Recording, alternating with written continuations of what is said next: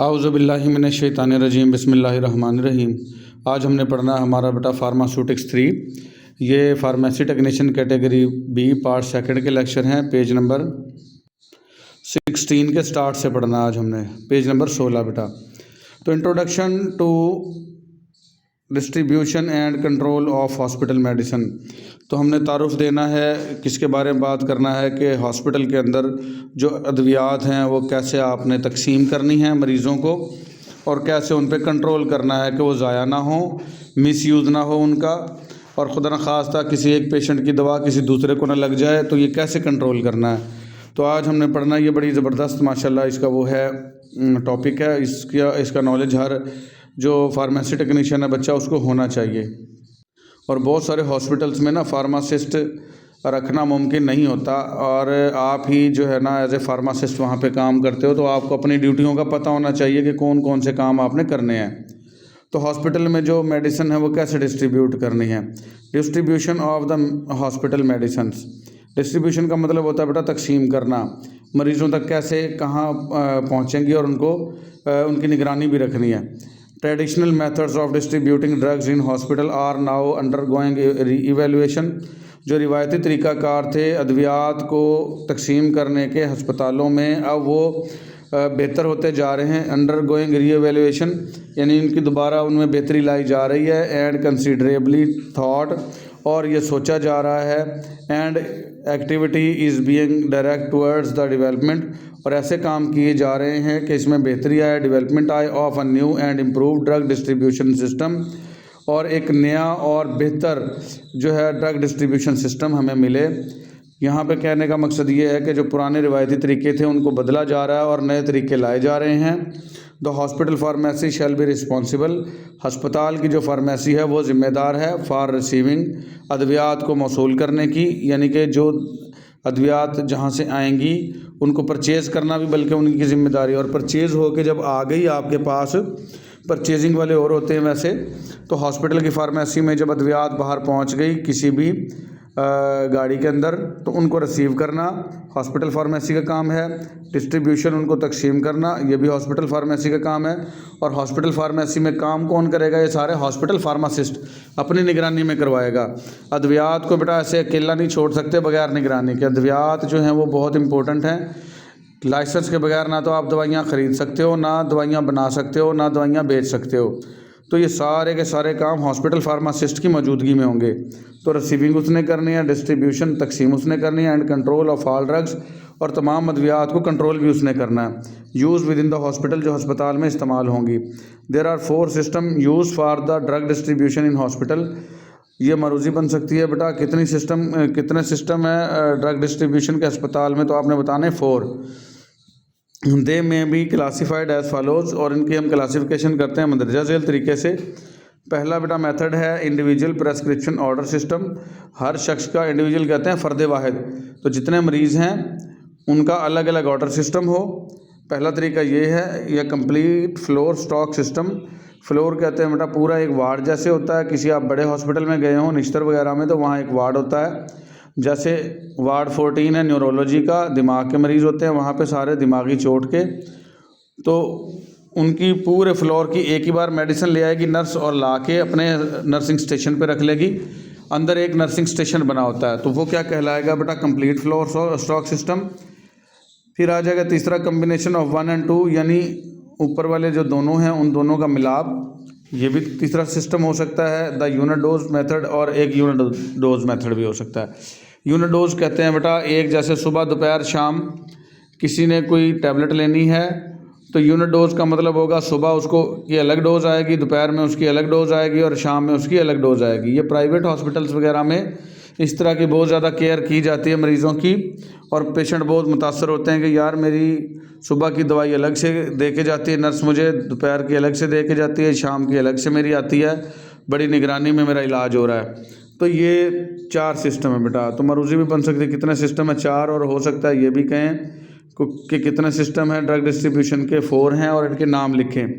तो आपने ये नाम अच्छे से याद कर लेने, और आपको ये नाम याद होंगे तो आपका अच्छा इंप्रेशन पड़ेगा और पेपर के अंदर आपकी अच्छी जो है वो मार्क्स आएंगे आपके। अब इन चारों सिस्टम को हमने बारी बारी डिस्कस करना है। तो पहला सिस्टम कौन सा था? Individual prescription order system. Individual याद रख लें बेटा, एक शख्स को इंडिविजुअल कहते हैं, ठीक है। तो this system is generally use to be the small and private hospital. ये सिस्टम जो आमतौर पर छोटे और प्राइवेट हॉस्पिटल में होता है, because of the reduce man power, क्योंकि इससे जो है वो मैन पावर जो है वो कम हो जाती है। मैन पावर कहते हैं जो वहाँ पे मुलाजमीन होते हैं बेटा, कम मुलाजमीन दरकार होते हैं, ठीक है। And the desirability for individualize services. और प्राइवेट हॉस्पिटल में जो लोग हैं वो भी कहते हैं कि हमें अलग से डील किया जाए, ठीक है। तो उनकी ख्वाहिश भी होती है कि इंडिविजुअल सर्विस मिले हमें, यानी कि हमारी देखभाल अलग से ही हो, सबसे सारे मरीज़ों की तरह हमें डील ना किया जाए, हमें अलग ही डील किया जाए। तो ये प्राइवेट हॉस्पिटल्स में होता है, ये याद रख लेना। और छोटे हॉस्पिटल्स में एडवांटेजेस ऑफ दिस सिस्टम, इस सिस्टम के फ़ायदे क्या हैं बेटा? एडवांटेजेस जहाँ आ जाएँ वहाँ फ़ायदे की बात होती है। The pharmacist directly reviews all medication order. जो फार्मासिस्ट मौजूद होता है वो तमाम अद्वियात के जो ऑर्डर होते हैं उनको रिव्यू करता है, ख़ुद ही देखता है। Provides for the interactions of pharmacist.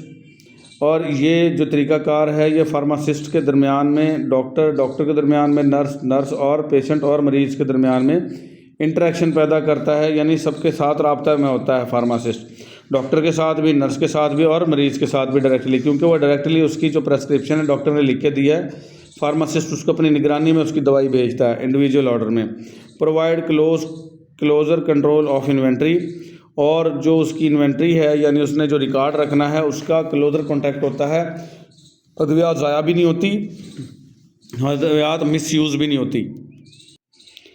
फिर आ जाएगा बेटा हमारा दूसरा था system complete floor stock system. इसमें पूरा जो वार्ड है उसकी दवाई एक बार ही नर्स ले जाएगी और अपने पास जाके स्टॉक कर लेगी। उसके अंदर चार्ज पेशेंट भी होंगे और विदाउट चार्ज पेशेंट भी होंगे, non charge patient. Charge patient वो जो अमीर हैं, अपना इलाज पैसों से करवा रहे हैं, और नॉन चार्ज पेशेंट वो हैं जो गरीब हैं, जो किसी चैरिटी पे, खैरात वगैरह पे अपना इलाज करवा रहे हैं मुफ्त में। तो उन दोनों की मेडिसिन होगी।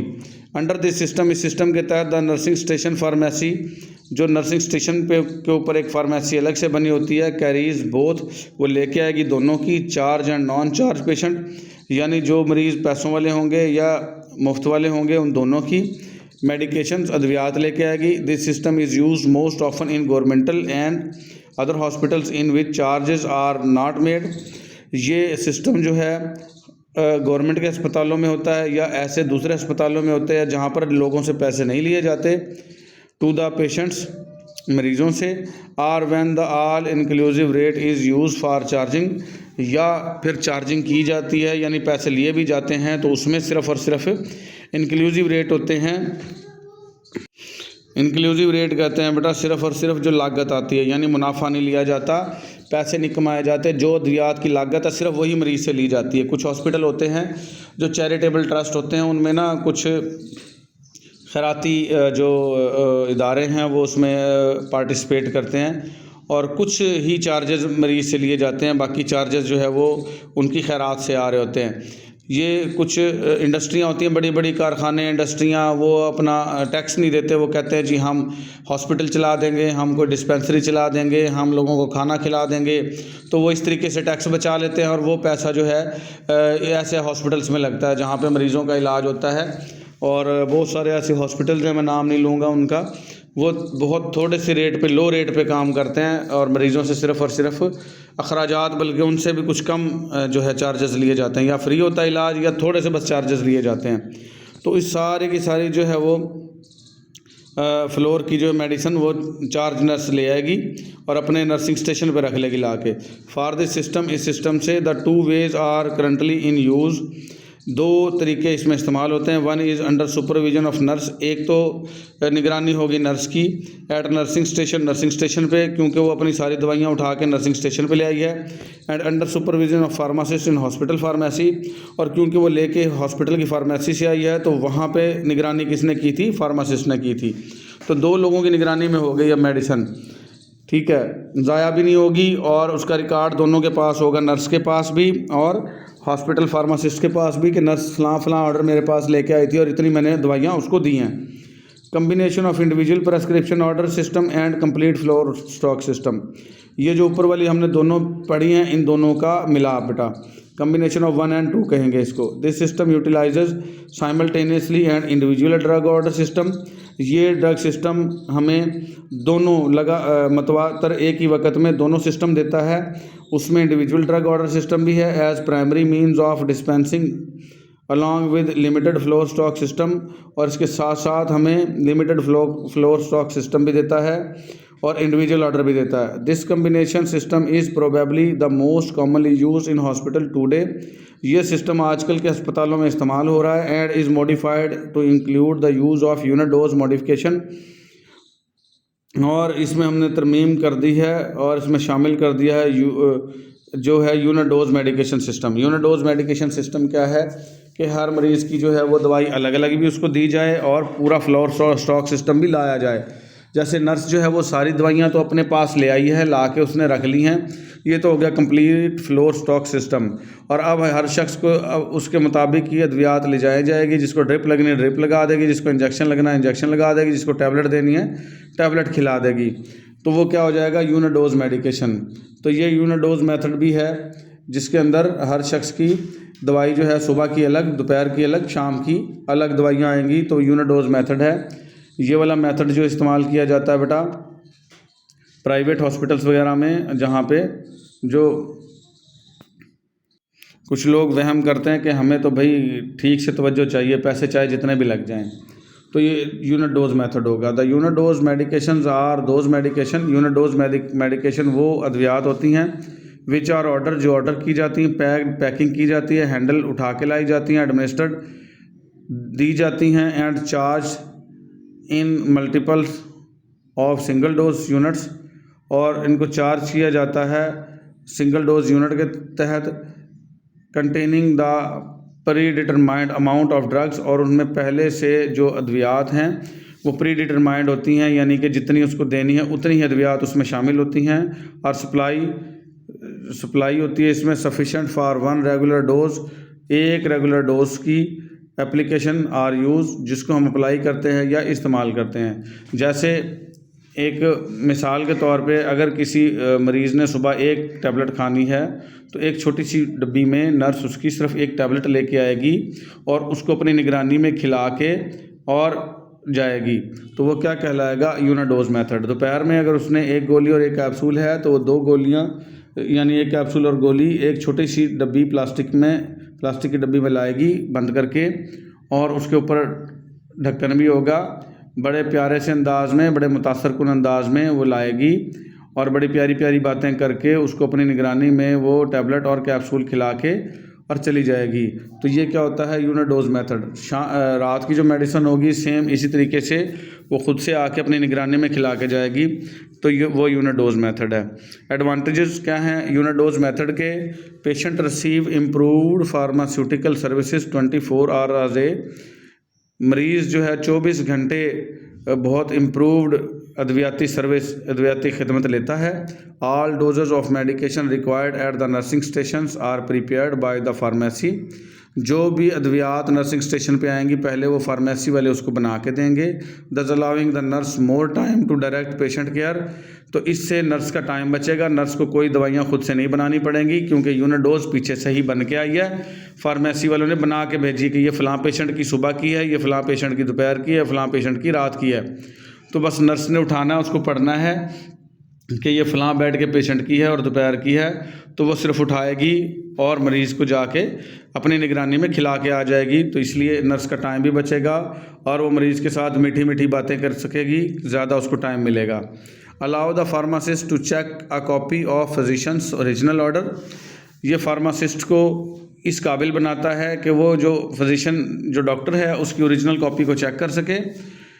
दस रिड्यूसिंग मेडिकेशंस एरर्स, इससे जो अद्वियात में होने वाली गलतियां हैं उसका अजाला हो सकता है। मेडिकेशन एरर वाला इससे पिछला लेक्चर हमने तफसील से पढ़ा है बेटा, उसमें मुख्तलिफ़ किस्म की गलतियां आती हैं और वो फार्मासिस्ट की निगरानी ना होने की वजह से होती हैं गलतियां। उसमें हो सकता है रॉन्ग डोज रॉन्ग टाइम, ठीक है, सुबह की दवाई शाम को दे दी, या सज्जे कान की दवाई खब्बे कान में डाल दी, या मालिश वाली दवाई पिला दी या पिलाने वाली मालिश कर दी, तो इस तरह की जो एरर्स हैं उनसे बचा जा सकता है। ये एरर हमने पिछले लेक्चर में तफसील से देखी हैं, वो लेक्चर यूट्यूब चैनल की प्लेलिस्ट में मौजूद है, आप देख सकते हैं बेटा।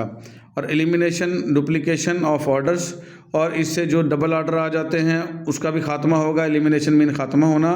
एंड पेपर वर्क, और पेपर वर्क का भी खात्मा होगा। एट नर्सिंग स्टेशन पे। एंड फार्मेसी, और फार्मेसी पे।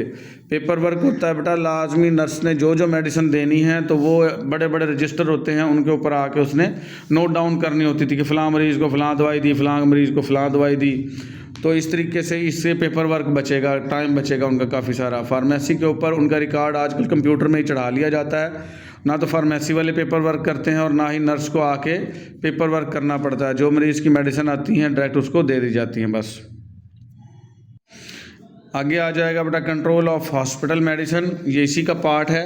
ये अलग से सवाल बन सकता है, लेकिन ये पार्ट इसी का है कि अस्पताल के अद्वियात को कंट्रोल कैसे करना है। देखें कितनी प्यारी अद्वियात उसने एक जगह पे रखी हुई हैं, कितनी प्यारी पिक्चर दी है उसने।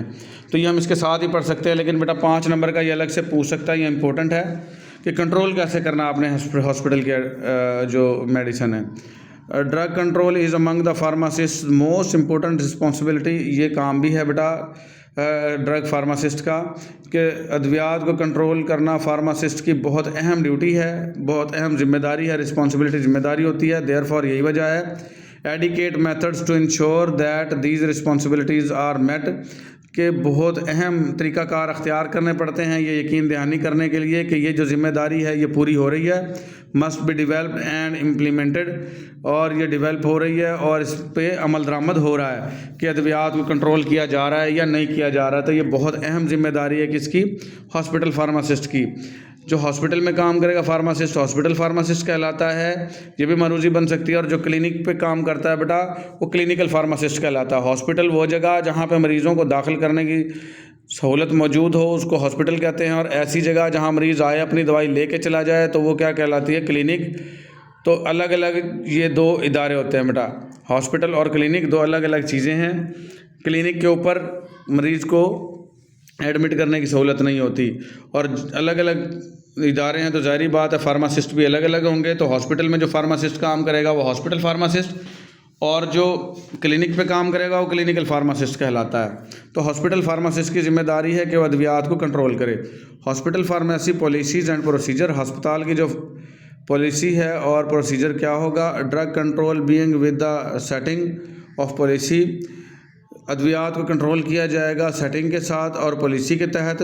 The effectiveness of the drug control system depend on the policies, अद्वियात की जो कंट्रोल है वो ज़्यादा फ़ायदेमंद होता है पॉलिसी के साथ। एंड प्रोसीजर, और तरीक़ाकार के साथ। जो तरीक़ाकार बनाया होता है कि ये पॉलिसी अद्वियात को कंट्रोल करने की, पूरा एक मैनुअल बना होता है कि फ़लाँ दवा का फ़लाँ जगह रिकॉर्ड रखना है, फ़लाँ आदमी की ड्यूटी है कि वो रिकॉर्ड रखेगा, एक शख्स होगा वो निगरानी करेगा, ठीक है।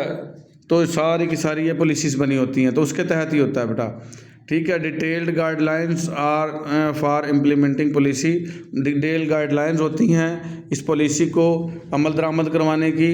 तो all pharmacy staff must be familiar with the manual, तो जितना फार्मेसी का स्टाफ है इस काम से वाकिफ़ होगा कि किस किस तरीके से अद्वियात को कंट्रोल करना है। कंट्रोल करने के लिए मुकम्मल जो है वो तरीक़ाकार दिए होते हैं। स्टैंडर्ड्स, लॉज एंड रेगुलेशंस, कुछ स्टैंडर्ड्स होते हैं, कुछ कवानीन होते हैं, कुछ रेगुलेशंस होती हैं। The pharmacist must be aware of pharmacist को लाजमी वाकिफ़ होना चाहिए, आगाह होना चाहिए। अवेयर का मतलब आगाह होना। एंड कंप्लाई विद लॉज, और उसको हम आहंग होना चाहिए, कवानीन का पाबंद होना चाहिए। कंप्लाई का मतलब पाबंद हो, वो कवानीन का पाबंद हो, रेगुलेशंस का पाबंद हो। एंड स्टैंडर्ड्स, और जो स्टैंडर्ड दिए गए हैं उनका पाबंद हो। Related to the drug control, जो अद्वियात के कंट्रोल से मुतल्लिक होंगे। तो इन तमाम का पाबंद होना पड़ेगा किसको? फार्मासिस्ट को। रिकॉर्ड कीपिंग, रिकॉर्ड भी रखना है बेटा। The pharmacist must establish and maintain updated record keeping system, pharmacist को लाजमी तौर पर ये स्टेबल करना पड़ेगा और मेंटेन रखना पड़ेगा एक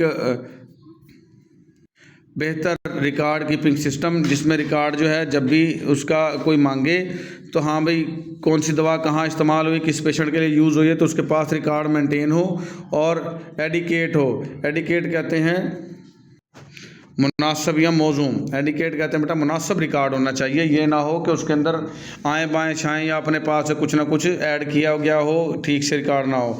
एक मुनासिब और बराबर रिकॉर्ड होना चाहिए इन और आउट मेडिसिन का। जैसे कि आपके पास एक मिसाल देता हूँ, 10 सिरप जो है वो कालपोल के आए थे, तो 2 यूज़ हो गए हैं, तो किस किस पेशेंट पे यूज़ हुए हैं, और 8 मौजूद हैं। तो ये रिकॉर्ड क्या होगा, एडिकेट रिकॉर्ड होगा। ये मौजूद हो किसके पास, फार्मासिस्ट के पास।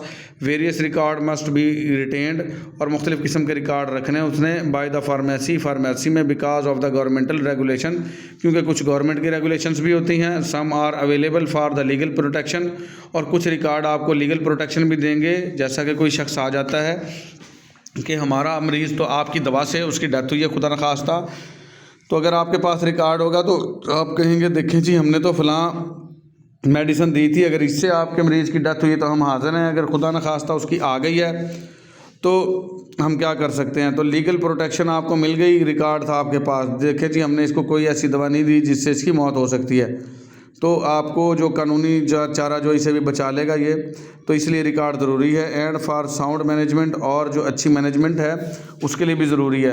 मैनेजमेंट क्या होगी बेटा, जैसा कि मैंने मिसाल दी है कालपोल सिरप की, तो जैसे ही आपके पास सिरप ख़त्म होंगे या 1 या 2 बच रहा होगा, तो आप ऑर्डर लिखवा देंगे कि फ़लाँ भाई मेरे पास मेडिसिन ख़त्म हो गई है, वो मुझे भिजवाई जाए सप्लाई। तो ये इससे प्रॉपर मैनेजमेंट भी होगी रिकॉर्ड से। रिकॉर्ड होगा तो आपको पता होगा, वरना तो आप बैठे रहोगे इसी तरीके से मुंह उठा के, और दवाइयाँ भी ख़त्म हो रही होंगी, और आपके जो कस्टमर हैं, पेशेंट हैं, वो आएंगे और उनको मेडिसिन मिलेगी ही नहीं। तो ये साउंड मैनेजमेंट के लिए भी ज़रूरी है, आपके लीगल प्रोटेक्शन के लिए भी ज़रूरी है, और गवर्नमेंटल रेगुलेशंस के लिए भी रिकॉर्ड कीपिंग ज़रूरी है।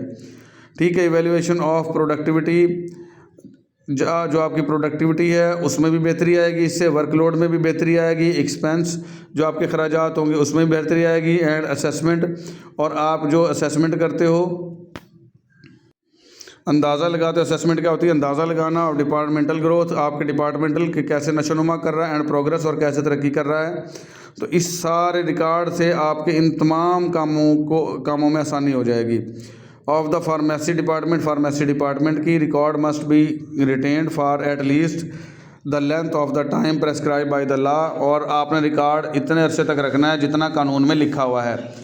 ये 3 साल या 4 साल जितना लिखा हुआ है, इतने अरसे तक आपने लाज़मी रिकॉर्ड रखना है कि कोई भी आके चेक करे, कोई भी आके अगर अदालत में खुदा न खास्ता केस कर दे या कोई भी मसला हो, तो आपके पास रिकॉर्ड होना चाहिए जितना कानून में लिखा हुआ है। ये मरूज़ी बन सकती है कि रिकॉर्ड कितने अरसे रखना है आपने, तो वहाँ पे आपने प्रेस्क्राइब बाय द लॉ के जितना कानून में मौजूद है इतने अरसे आपने रिकॉर्ड लाजमी रखना है। फिर आ जाएगा drug storage and inventory control, अद्वियात को स्टोर करना और उनका कंट्रोल रखना, ये भी बहुत ज़्यादा ज़रूरी है बेटा। अद्वियात जो है वो ठंडी कूल जगह पे रखी जाती हैं, और उनको गर्मी धूप से बचाया जाता है, रोशनी से बचाया जाता है।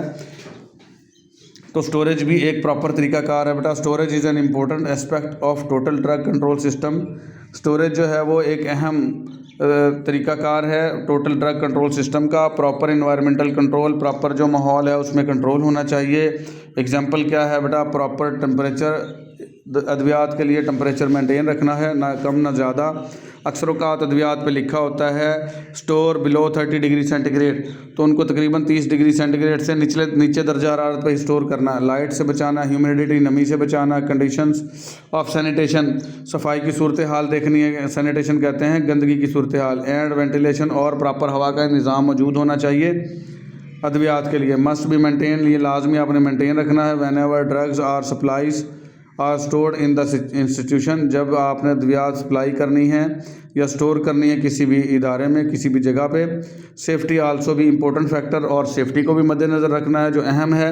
And proper consideration should be given to the safe storage of poisons and inflammable compounds. Poison कहते हैं जहरों को बेटा, और इनफ्लेमेबल कंपाउंड्स कहते हैं जो शोला पकड़ लें, आग पकड़ लें।